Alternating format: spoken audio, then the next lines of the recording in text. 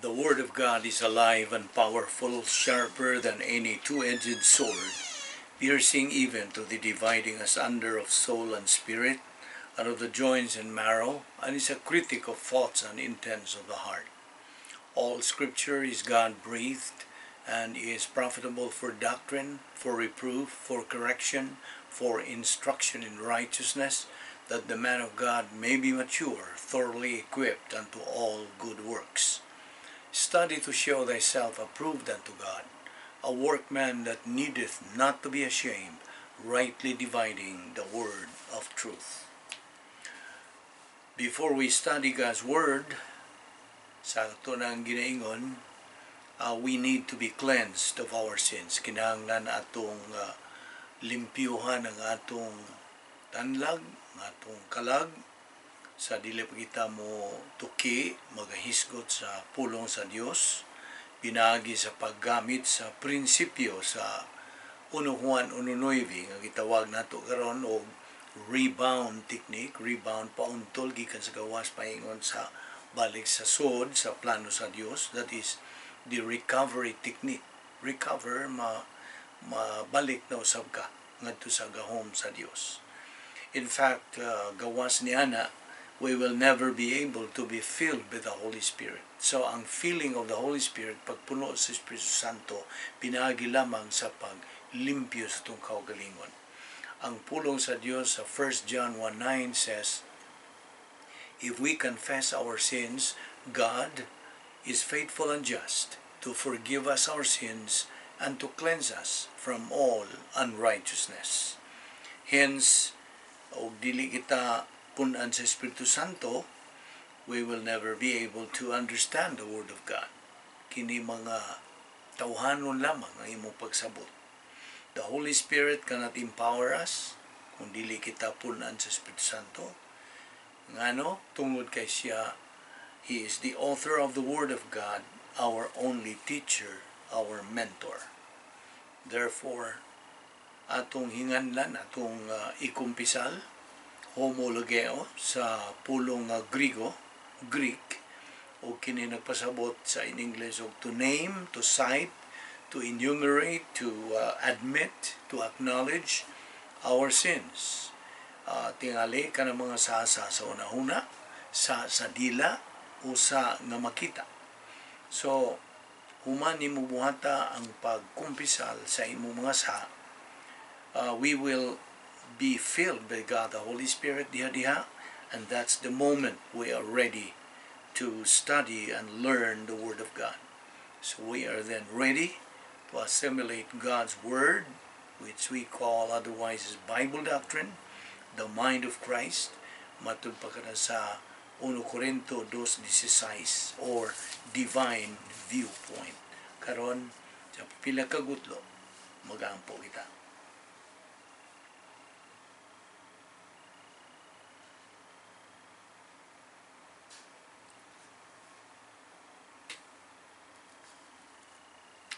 Let us pray. Heavenly Father, we thank you for the privilege of making use of this opportunity once again of assembling ourselves together in obedience to your word. We are living here in this country where the word or the laws of the divine establishment sustained the freedom to worship, to assimilate the word of God, and again be given the opportunity of accelerating our advance to maturity, realizing the most fantastic things that life has to offer, both now and forever. So nagaampo kami ikaw maghagit ka na mo, Diyos. You will challenge us to concentrate on these critical things, that our advance and glorification of Thee might be completed in the time allotted for us in this life. May God the Holy Spirit enlighten us, for we ask it in Christ's name. Amen. Sa makausapan, niyanusog kita sa atong pagtuki, paghisgot sa mahal nga pulong sa Dios. Atong hatagan og pag-review katong atong gituki. In the last session we had, atong gisgutan ug ako kang gipangutana nganong buhi ka pa. Why are you still alive? Ug ang tubag niya na tungod lamang sa plano sa Dios nga giandam alang kanimo. You are still alive, buhi ka pa, nagaginawa ka pa, skill ka pa, nakay sanag ang imong pangunahuna, kay ana ay plano ang Dios. Gihatagan ka niya na grasya ka na. Iya ka nang hinatag o buot niya nga imo ka nang pahimuslan. Niining higayuna, iya kining hinatag ng grasya nga kita makatuon pa. We can still study His Word without any disturbances. Why mga pagsamok ato lang mga gamito ng atong pagtutok, pagpunting sa ngadto sa pulong sa Dios nga atong pagatunan. So as a review then, we are still alive because God has a plan for our life. Ug kang ang plano sa Dios gibahin kini sa totoo, una, salvation; ikaduha, believer in time; ikatulo, believer in eternity. Ug naay mga bersikulo nga suportar niya na salvation. Acts 16:31, believe on the Lord Jesus Christ and thou shalt be saved. Ug ang believer in time, 2 Peter 3:18, gikinahanglan nga kita magatubo, but grow in grace and in the knowledge of our Lord and Savior Jesus Christ. O sa pagbiya nato nining kalibutan na mahuman ang plano sa Dios atong kinabuhi, iya kitang kuhaon o kani ang ikatulo nga bahin sa iyang plano, believer in eternity, dito sa eternidad. Ang nagasuportar niya na pinadayag 21:4 nga diin ikaw atubang na sa Dios naong sa naong, absent in the body, face to face with the Lord, and you are in a place where there is no more suffering, no more pain, no more death, because the old things are passed away. Revelation 21:4. So mao kini ang atong gituki last time. Ug ato kining ipadayon nga ang atong concentration, ang atong emphasis karon, ang emphasia mao ang ikaduha nga bahin sa plano sa Dios, believer in time. Kay niya man kita niining panahon, kapanahunan, ingon nga mga magtotoo, mga Kristohanon, gikinahanglan nga atong sundon kanang mando sa Dios nga kita patubuon pinagi lagi sa pagtuon sa iyang pulong. O ni gitawag na karon nga bahin dos, ikaduhang bahin sa iyang plano, Operation Grace. Grasya ang tanan nga atong natagamtam gikan sa hustisya sa Dios. Now, so again, ang atong emphasis karon mo ang phase 2, believer in time. Kini mao kini ang panahon to prepare for eternity. So this is the main focus of our ministry, nga unta there would be rapid spread of the gospel, and kay atong nasayran sa mga miyagi natong paghisgot in the past lessons that we had, that God has 7 declared wills for man. Ato kining reviewon gamay. Number 1 is God's declared will nga ang tanang tao, tanang sakop sa kaliwatan sa tao, maluwas, matao pag-usab, born again. John 3:3 and John 3:7 says, unless a man be born again, he cannot see the kingdom of God. Ikaduha nga declared will sa Dios nga ikaw nga Kristohano nagikinahanglan ang imong to be sanctified, mabalaan, o totoo ka klase kining pagbalaan. Number 1, positional. Number 2, experiential, ang ato ng kasinatian sa atong kinabuhi. Ikatulo, ang ultimate, ang atuan na dito sa eternidad. Mao kini ang 3 kinds of sanctification: positional, experiential, and ultimate. Ang ikatulo nga declared will of God nga mao nga ang Dios buot nga kita kontrolahon, dumanahon sa Espiritu Santo, that God controls our life. pinaagi sa pagpapuno sa Espiritu Santo. Kung nasayod ka na sa paagi, the mechanism to be filled with the Holy Spirit is simply to confess our sins. Admit that we have committed those sins directly to God the Father. The rebound technique, kung gisubli ka na, pinaagi niya na ikaw punan na sa Espiritu Santo o ikaw na sa iyang pakigambitay ngadto sa Espiritu Santo. At the same time, ikaw kontrolahon na ang imong pangisip, ang imong galamhan, kontrolahon sa Espiritu Santo. Just imagine, ang Espiritu Santo na Diyos mao'y magakontrol sa imong pangisip, pag imong galamhan sa imong pagkatao. Mao kana ang ikatulo nga declared will of God. Na number 4, declared will of God, nga ang tanan untang mga magtotoo, give thanks in everything. Magpasalamat kita sa tanan. Kaguol ba o suliran ba o kaharuhay ba, be it in prosperity or in adversity, we have to give thanks to God. Kay kining tanan grasya, bahin kini sa iyang plano. So that is the 4th. Give thanks in everything. Number 5, declared will of God, nga kita magasalig kanunay sa Dios. Trust in the Lord. Proverbs 3, 5, and 6 says, trust in the Lord with all your heart, and lean not on your own understanding. In all thy ways acknowledge Him, and He shall direct your paths. Mao kana ang saan sa Dios ngadto kanimo nga magasalig kaniya. Ikaunom nga declared will of God alang sa magtotoo mao nga kita muantos. Ug daghan din hiyang moangal niining partiha declared will of God nga kita muantos, that we suffer. Okay? Now there are two kinds of suffering. Suffering for blessing and suffering for testing or blessing. Ang testing parihara na sila. Apan ang ikaduha mo ang suffering for discipline. Akong malikon, just to correct this. Nga there are two kinds of suffering. Suffering for testing or blessing, and the second is suffering for discipline.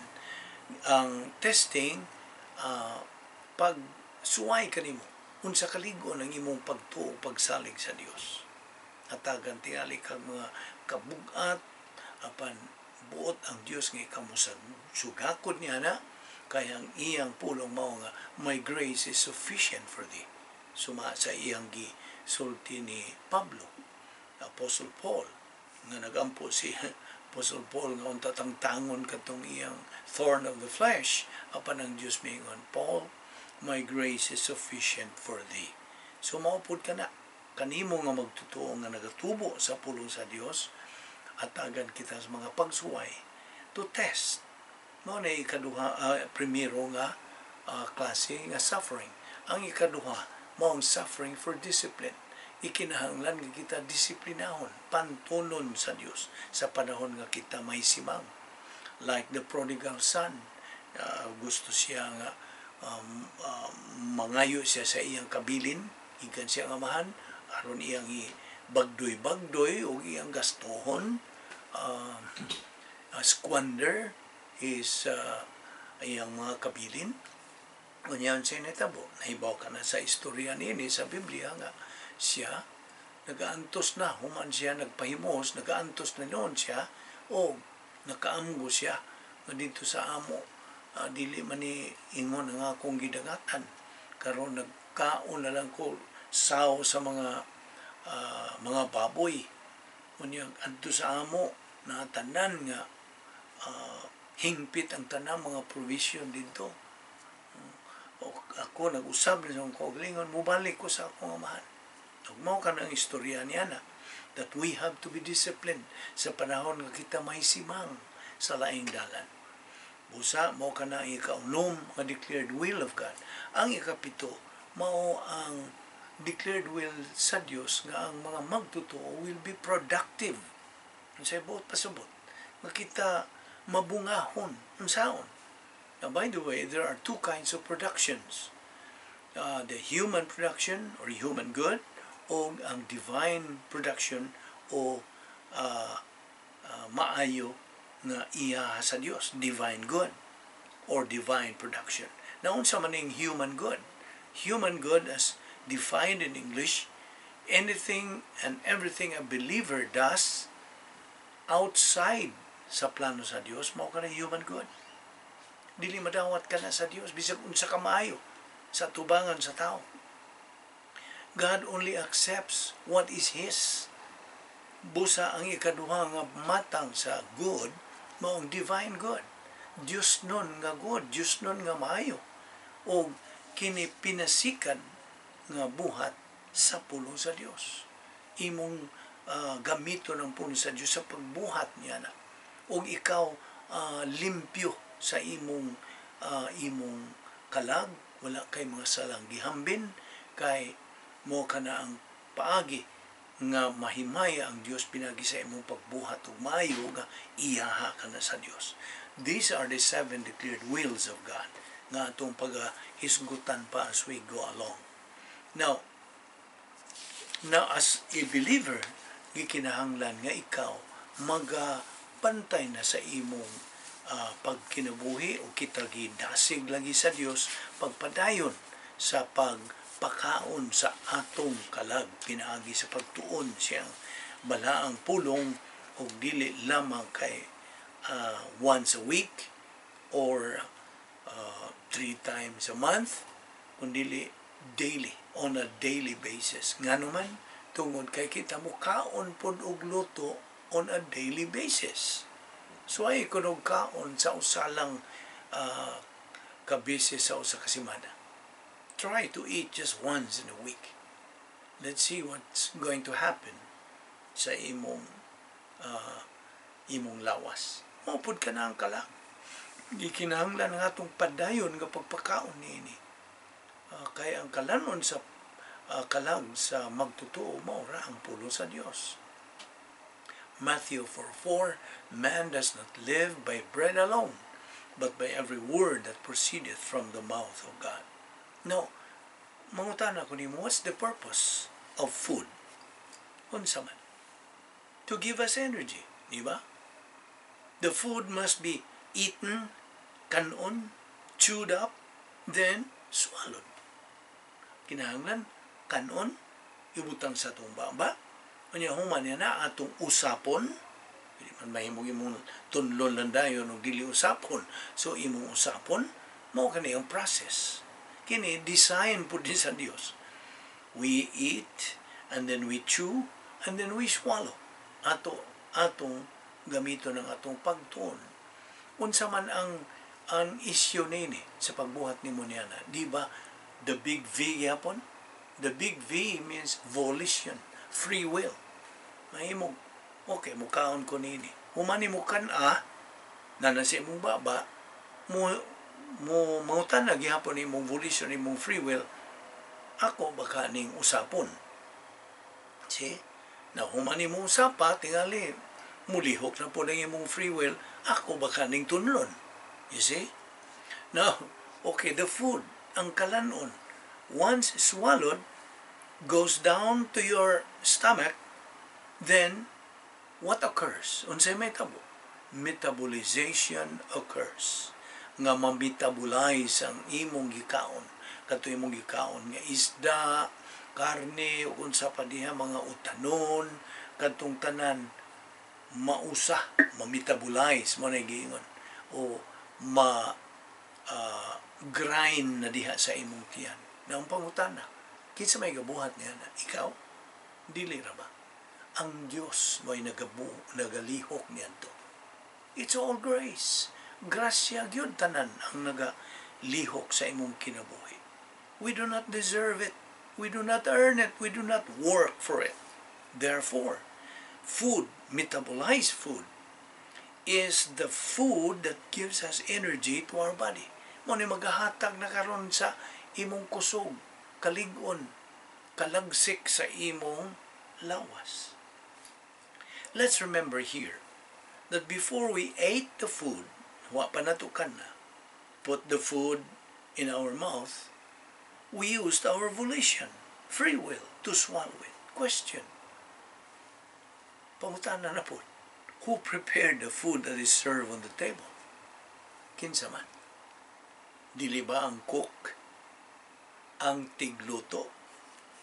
In the spiritual realm, who is the cook? The answer, the pastor teacher with a gift to teach. But if we look backward, who provides all the ingredients for the food to be prepared? Kinsa man? Spiritually speaking, the answer is God, the Holy Spirit. The Holy Spirit is the one who provides the recipe for the cook, pastor, teacher, to study and follow to the letter. Unya, back to the energy that the metabolized food provides the eater, we can see that there's so many believers who are malnourished because they eat the wrong kind of food. Ang sabot pasabot. Dili husto nga pagkaon na anay mga sagol nga unsa makadaon. So therefore we have to be careful what we eat, what we listen, what we study. Og ako kang tagaan og ingon ta yawi nga dili ka mandani sa mga mini nga mga pagtudlo. False teaching karong panahon na mikalat na ni mga false teaching, mga mini nga mga pagtulunan. I'll give you a key. Just take this World Wide Web, www. Okay, first W, what do I believe? Second W, why do I believe it? Third W, where is it found in the Word of God? Akong balikon. First W, what do I believe? Unsay akong gituan. Ikaduha nga W, why do I believe it? Number 3W, where is it found in the Word of God? Mao ka na, usag kini kay Yahweh nga ikaw dili madani sa mga mini nga mga pagtudlo. Now, sa laing bahin, life is too short. Okay? Ato kinintukiyon pag-usap. Bisan kon kita babuhi sud sa tingali sa gatos katuig, tangsar may makaambot niya ng idara karon. Even if we live 100 years old, still it is too short as compared to eternity. Right? Why? Eternity is such a long time. Di ba? In fact, it is timeless. Nga naman. Because eternity has no end. You see, during our lifetime, kita nagahimo og daghan kayo nga mga desisyon. We make a lot of decisions. Some of them may be good, some bad, but we know every time we make bad decisions, consequences are they can bring unnecessary mental, emotional, and physical pain. Kung kita mohimo og husto, tukma, ug maayo nga mga desisyon, consequences are they can improve our mental, emotional, and physical life. Right? However, bisan tuod kung atong i-apply ang tanan nga atong nabasa diha sa mga libro to maintain good health, and we are able to reach age 100, we still have to face the grim reality of what? The grim reality of dying and death. Basta? Therefore, the greatest decision we can make in this life is the one that prepares us for the inevitable experience of going into eternity. That decision is to personally believe in the Lord Jesus Christ for eternal salvation. Ang tinuod, I would rather die than young age, having made this decision, than to live to be 123 and die without Christ, without hope, and without eternal life. You see, the worst kind to die is not to die in a terrible accident, or being murdered, or to die of cancer, but to die as an unbeliever. Why? Because of the awful, ominous, and horrible future of the unbeliever in the eternal state, in the lake of fire. Because you see, paminaw, here are some, just some, of the negative results of the unbeliever's future destination in the lake of fire. Ang iyang destino na. The unbeliever is going to eternally experience some of this list nga kung ihanay dinhi. Didto sa linaw sa kalay nga mao kini ang giandam sa Dios alang sa mga ni Satanas o mga demonyo. Kini man ang ilang destiny nga maopoy adtuan sa mga dili magtotoo. All unbelievers are going there with Satan and his demons. In the lake of fire, paminaw, there is total frustration forever, total hunger and thirst forever, total loneliness forever, total pain forever, total darkness forever, total misery and anguish, anger and regrets forever, total unhappiness forever, total sorrow forever, total suffering forever, no sleep, no rest forever.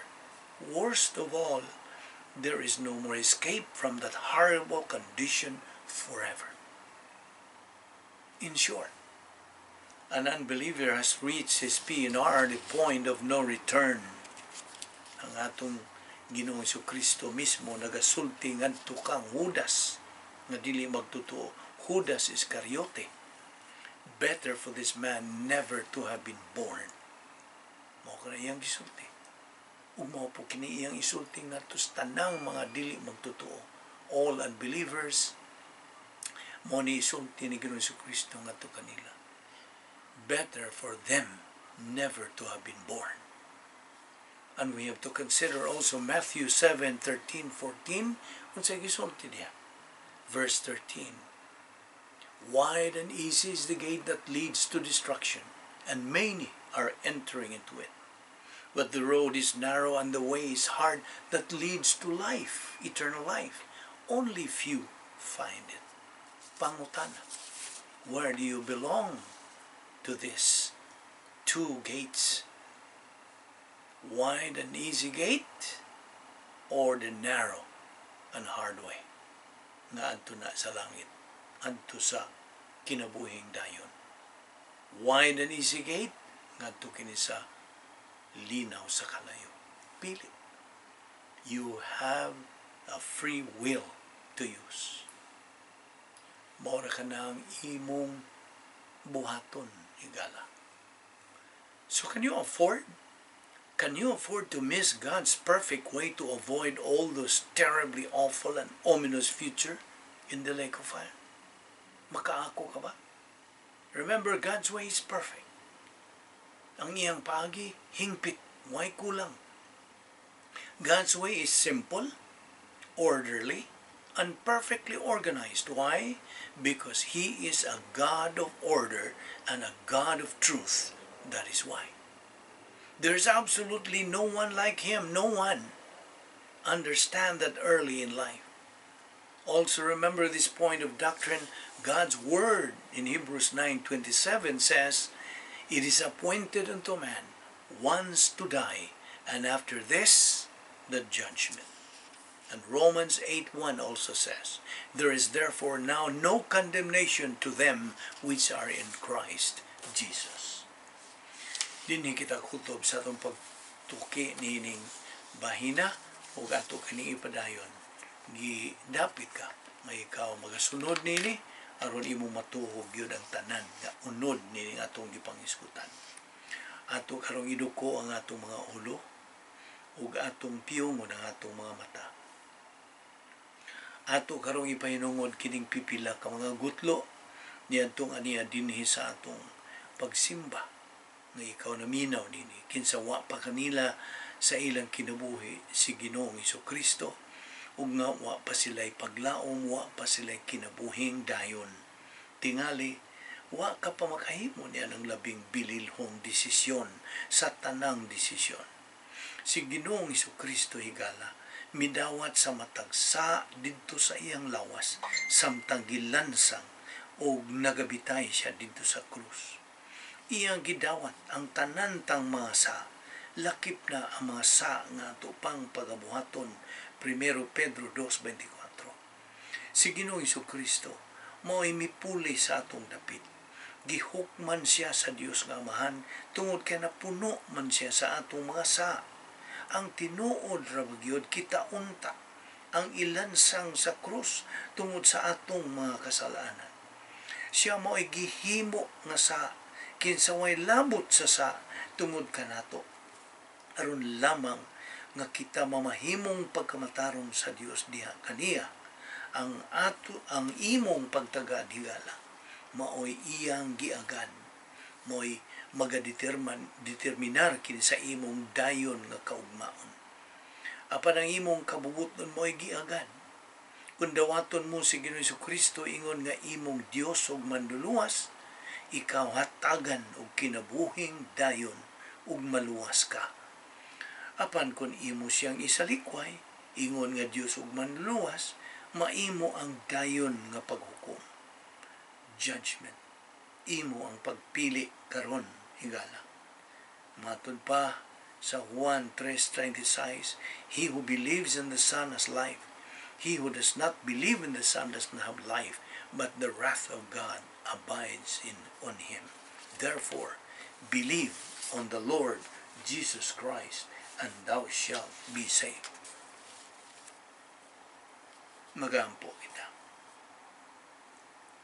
We are grateful, Heavenly Father, for the wonderful privilege of examining these things together, which are so important, the mechanics of which do really help us understand grace and distort all of the legalism out of grace, so that by that separation we can advance with acceleration to the point of maturity, for we glorify Thee.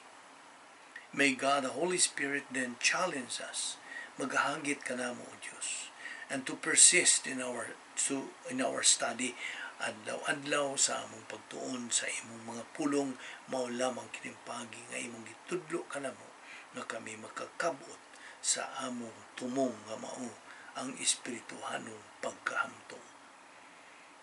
For we ask all this in the name of the King of Kings and Lord of Lords, even the Lord Jesus Christ, our Savior. Amen.